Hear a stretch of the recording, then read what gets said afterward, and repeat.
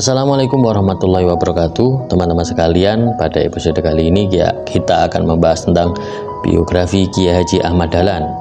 Kiai Haji Ahmad Dahlan ketika kecil bernama Muhammad Darwis. Darwis lahir pada tahun 1868 di kampung Kauman sebelah barat alun-alun utara Yogyakarta. Darwis berasal dari keluarga muslim yang taat. Ayah dan kakek dari pihak ibunya merupakan salah seorang pegawai masjid, yaitu salah satu dari 12 penghulu di lingkungan keraton Yogyakarta. Nama ayah Darwis adalah Abu Bakar yang merupakan ulama dan khatib di Masjid Gede Kauman Yogyakarta. Sedangkan ibunya adalah putri dari Haji Ibrahim yang menjabat penghulu kesultanan. Masyarakat Kauman memiliki anggapan bahwa barang siapa yang memasuki sekolah pemerintah penjajah Belanda dianggap kafir.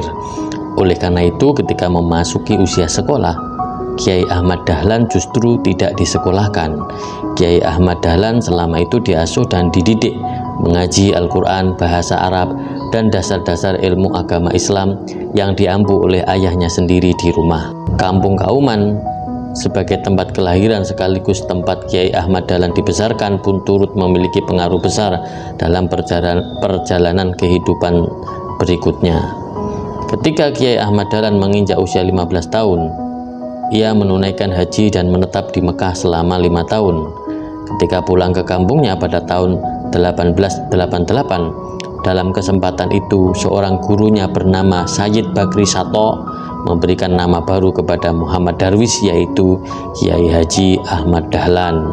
Pada tahun 1903, Kiai Ahmad Dahlan bertolak kembali ke Mekah dan menetap di sana selama 2 tahun.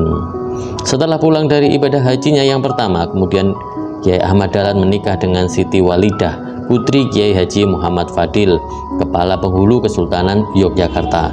Di samping itu, Kiai Ahmad Dahlan juga pernah beristrikan dengan Nyai Abdullah yang merupakan janda dari Haji Abdullah.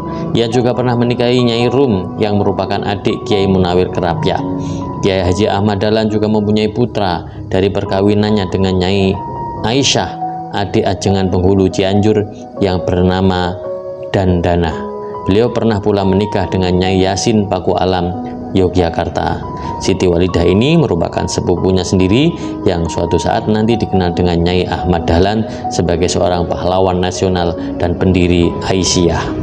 Dari pernikahannya dengan Siti Walidah, Kiai Ahmad Dahlan dikaruniai 6 orang anak, diantaranya yaitu Johana, Sirot Dahlan, Siti Bushro, Irfan Dahlan, Siti Aisyah, dan Siti Zaharah. Kiai Ahmad Dahlan sejak kecil tinggal dalam lingkungan keluarga yang agamis. Model pembelajaran homeschooling telah dilakukan Kiai Ahmad Dahlan sejak kecil dan dididik langsung oleh ayah dan kerabatnya. Pada usia sekolah, Kiai Ahmad Dahlan tidak disekolahkan, melainkan dididik mengaji Al-Quran dan ilmu dasar agama Islam oleh ayahnya di rumahnya. Sehingga bukan hal yang mustahil jika pada usia 8 tahun Kiai Ahmad Dahlan telah khatam dan lancar membaca Al-Quran. Seiring berjalannya usia, Kiai Ahmad Dahlan belajar ilmu agama lebih lanjut. Kiai Ahmad Dahlan belajar fikih kepada Kiai Haji Muhammad Soleh dan ilmu nahwu kepada Kiai Haji Muhsin.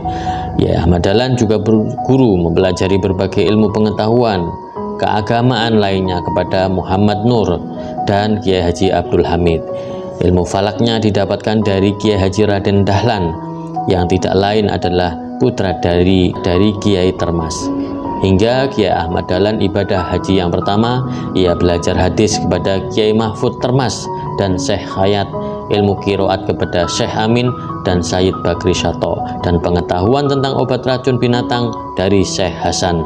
Pada ibadah hajinya yang kedua, Kiai Ahmad Dahlan sempat berguru kepada Syekh Ahmad Khotib yang juga merupakan guru dari pendiri Nahdlatul Ulama, yaitu Kiai Haji Hashim Asy'ari. Wawasan keislaman Kiai Ahmad Dahlan juga diperoleh dari bacaan sejumlah referensi dari tokoh pembaruan Islam dari Timur Tengah seperti Ibnu Taimiyah, Muhammad Abduh, Jamaluddin Al-Afwani, Muhammad bin Abdul Wahab, Muhammad Rashid Ridho, dan sebagainya. Pada ibadah hajinya yang kedua pula, Kiai Haji Ahmad Dahlan bertemu dengan Muhammad Rashid Ridho yang menerbitkan tulisannya tentang pembaruan Islam melalui majalah Al-Manar. Melalui Joyo Sumarto, salah seorang anggota dari Budi Utomo, Kiai Haji Ahmad Dahlan berkenalan dengan Dr. Wahidin Sudirohusodo yang merupakan salah seorang penggagas dari Budi Utomo. Budi Utomo sendiri merupakan sebuah organisasi yang bergerak dalam bidang pendidikan dan sosial. Pada tahun 1909, Kiai Haji Ahmad Dahlan bergabung dengan Budi Utomo. Dalam perkembangannya, Kiai Haji Ahmad Dahlan tidak saja menjadi anggota, melainkan menjadi pengurus dan komisaris Budi Utomo cabang Yogyakarta. Pada tahun 1910, Kiai Haji Ahmad Dahlan bergabung dengan perkumpulan Jamiatul Khair Jakarta yang merupakan organisasi masyarakat Arab di Indonesia. Kiai Haji Ahmad Dahlan tertarik bergabung sebagai anggota dalam perkumpulan ini karena selain membangun sekolah-sekolah agama juga bergerak dalam bidang sosial. 2 tahun berselang, Kiai Haji Ahmad Dahlan mendirikan Muhammadiyah.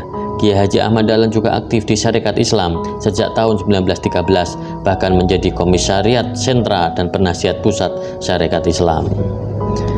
Merasa prihatin terhadap perilaku masyarakat Islam di Indonesia yang masih mencampur adukan adat istiadat yang jelas-jelas bertentangan dengan ajaran umat Islam. Inilah yang menjadi latar belakang pemikiran Kiai Haji Ahmad Dahlan untuk melakukan pembaharuan yang juga melatar belakangi berdirinya Muhammadiyah. Faktor lain diantaranya yaitu pengaruh pemikiran pembaharuan dari para gurunya yang berasal dari Timur Tengah.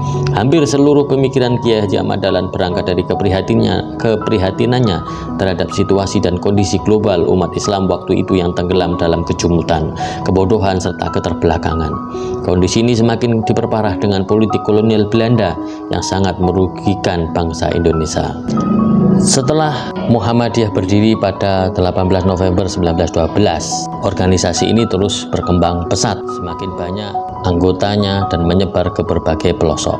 Pemerintah kolonial Hindia Belanda khawatir dengan aktivitas Muhammadiyah ini, karenanya kegiatan ini kemudian dibatasi. Untuk menyikapi keputusan pemerintah ini, Kiai Haji Ahmad Dahlan menganjurkan para pengurus Muhammadiyah untuk memakai nama lain pada organisasi Muhammadiyah yang ada di luar Yogyakarta. Misalnya Nurul Islam di Pekalongan, Al-Munir di Makassar, Al-Hidayah di Garut, dan lain sebagainya. Menjelang akhir hayatnya, Kiai Haji Ahmad Dahlan menghabiskan waktunya untuk meletakkan dasar-dasar yang kukuh bagi pertumbuhan Muhammadiyah. 2 tahun sebelum wafat, Muhammadiyah memperoleh persetujuan oleh Belanda untuk mendirikan cabang dan rantingnya di seluruh Nusantara. Keberhasilan ini dapat dicapai karena dukungan kaum muda yang mampu menjangkau pulau-pulau luar dan Sumatera Barat menjadi benteng kedua setelah Yogyakarta. Kiai Haji Ahmad Dahlan dikabarkan sakit dalam beberapa lama hingga akhirnya ada kabar duka bahwa beliau meninggal tersiar pada tanggal 23 Februari 1923. Atas jasa-jasa Kiai Haji Ahmad Dahlan dalam membangkitkan kesadaran bangsa Indonesia melalui pembaruan Islam dan pendidikan, maka pemerintah Republik Indonesia menetapkannya sebagai pahlawan nasional dengan surat keputusan Presiden nomor 657 tahun 1961.